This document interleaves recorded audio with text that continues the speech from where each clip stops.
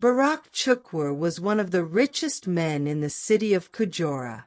He didn't just live in a big house. He lived in a mansion so huge and shiny, people called it the Golden Mansion. Every wall sparkled. Every chair looked like it came from a king's palace. The floors were so clean, you could see your face in them. He had 10 cars. Not just any cars. These were cars that looked like they belonged in movies. One for Monday, another for Tuesday, all the way to Sunday. He had chefs from other countries cooking his meals. If he wanted breakfast in Paris and dinner in Dubai, he could make it happen. Barak loved showing off his wealth. His clothes were always new, his shoes never had dust, and his wristwatch could pay someone's school fees for 10 years. He threw big parties with music, dancers, and fireworks that lit up the night sky. Everyone wanted to be around him. But Barak didn't care about people. He only cared about money. To him, being rich meant he was better than everyone else. He believed poor people were poor because they were lazy, and he had no time for lazy people. One afternoon, Barak was being driven through a crowded part of town. Children with no shoes ran up to the car, holding empty plates. "Uncle, please, we haven't eaten since yesterday," one small boy said. Barak didn't even look at them. He rolled up the window and turned to his driver. "They should go and work. Lazy things. Always begging. I can't stand poor people." The driver said nothing. The kids stood there, watching the car speed away, their eyes full of sadness. To Donatus, to Barak, they didn't matter. He had money. He had power. And in his eyes, that made him better than everyone else. Everything seemed perfect in Barak's world, until the cracks began to show. It started with whispers. Small stories in newspapers. A few questions about his companies. But Barak ignored them. He was too powerful to fall, or so he thought. Then one morning, the news hit like thunder. Barak Chuukwu under investigation for fraud. The headlines were everywhere. His face was on every screen. People who once smiled at him now looked away. His top executives, men he had trusted for years, were the ones who gave the police information. They betrayed him. They told the world that Barak had been moving money in secret, using fake companies, cheating the government and his own workers.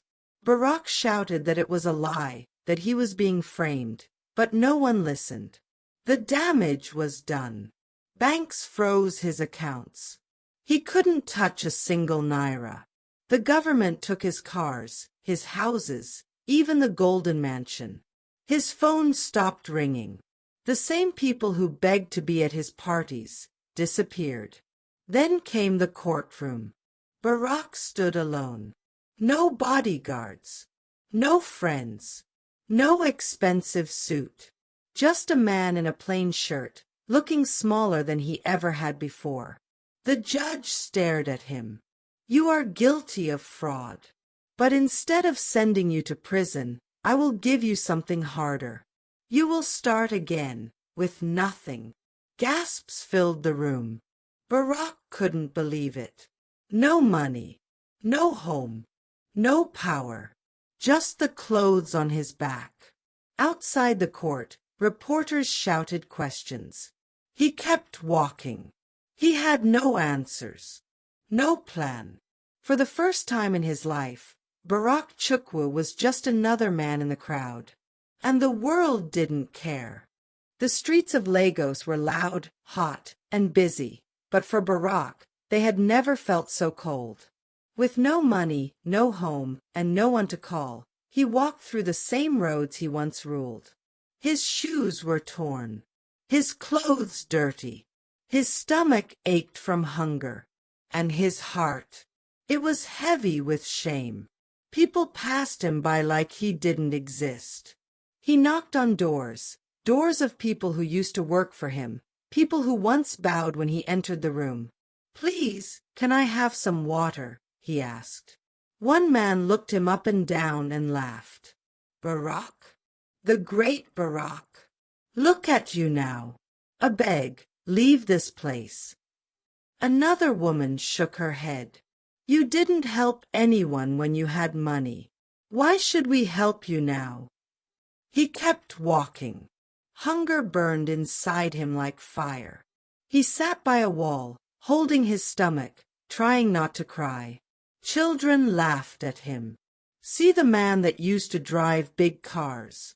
Look at him now. He smells like gutter." Barak lowered his head. He couldn't argue. He had nothing left, not even his pride. As night came, he found a quiet corner by a bridge and sat down. He had no blanket, no food, not even a friend. Just then, someone tapped his shoulder. It was a man with torn clothes and dust on his feet. A beggar. Just like him now. The man smiled and held out a small nylon bag. "Here. It's just bread and ground nut, but you can take half." Barak stared at him, shocked. Why would you share with me?" The man shrugged. "Because I know what it feels like to be hungry." Barak took the food slowly. His hands shook. Not because of the cold, but because for the first time in his life, someone gave him something without asking for anything back. He chewed the bread, quietly. Each bite tasted like more than food. It tasted like truth, like pain, like a new beginning. That small act of kindness lit a small light in his heart. And for the first time since his fall, Barak felt something he hadn't felt in years. Gratitude. Barak woke up the next morning on a cold pavement with the sound of cars and people rushing past. His body ached. His eyes were tired. But something inside him had changed. That little piece of bread he shared last night wasn't just food, it was hope. As the sun rose, he wandered into a small market, his stomach growling again. The smell of fried akara filled the air. He followed it, weak and slow, until he reached a small wooden stall. Behind it stood a woman. She was older, with tired eyes but a warm smile. Her name was Mama Nkechi. She looked at Barak, really looked at him, not with pity, but with curiosity. "Hungry?" she asked. Barak nodded, too ashamed to speak. Mama Nkechi handed him 2 pieces of akara. "You can eat. But tomorrow, you'll clean this stall for me. Abi, you agree?" He nodded again, and for the first time in days, tasted food that was given with kindness, not judgment. The next morning, Barak came back. He swept the floor, washed the trays, and helped set up the stall. His back hurt. His hands were blistered. But something inside him felt right. He worked every day after that.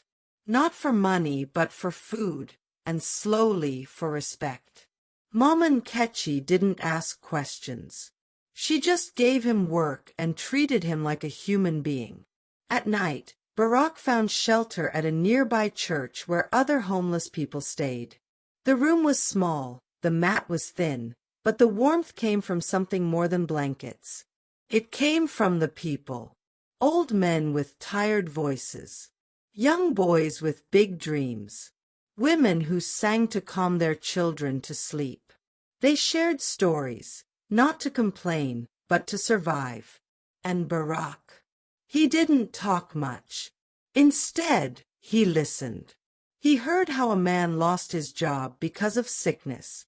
How a woman's husband died and left her with nothing. How a boy dropped out of school to feed his siblings.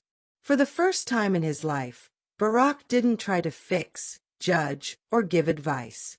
He just listened, and in their pain, he found his own healing. He started to understand what he had never cared to see when he was rich. That every face on the street has a story. and every story matters. It was a normal afternoon. Barak had just finished cleaning Mama Nkechi's stall and was walking back to the church shelter when he heard shouting. "Stop that boy! He's running into the road." He turned and saw a small child chasing a loose football, straight into the path of a speeding car. Without thinking, Barak dropped everything and ran. His legs, tired and weak, moved faster than they had in years.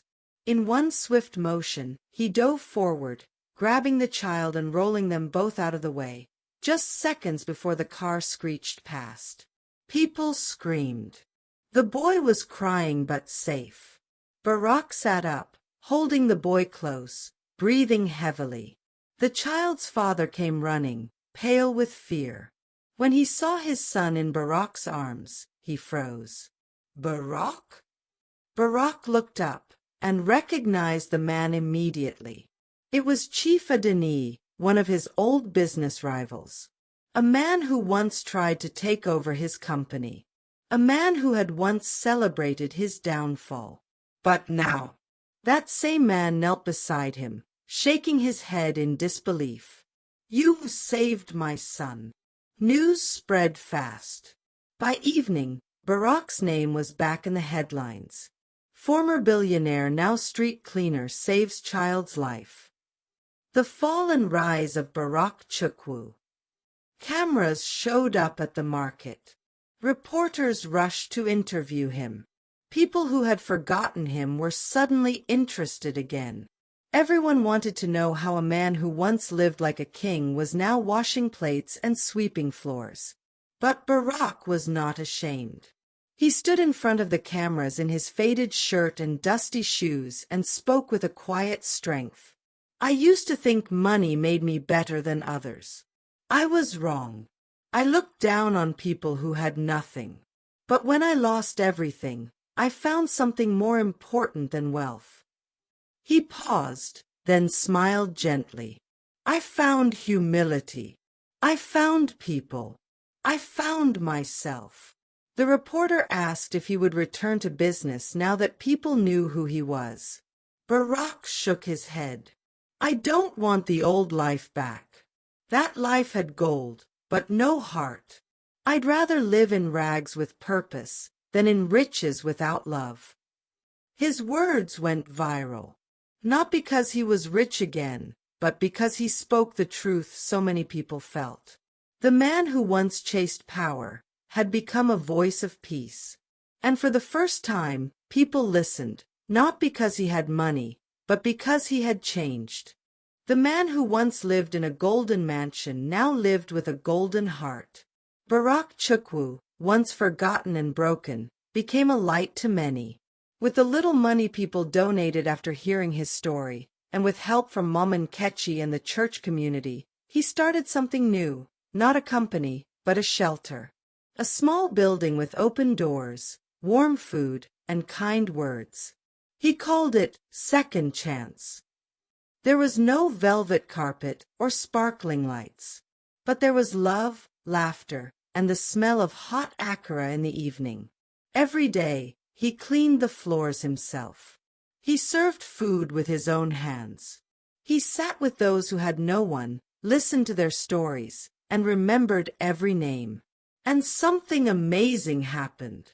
People began to come, not just the poor, but the wealthy too. Some were old friends.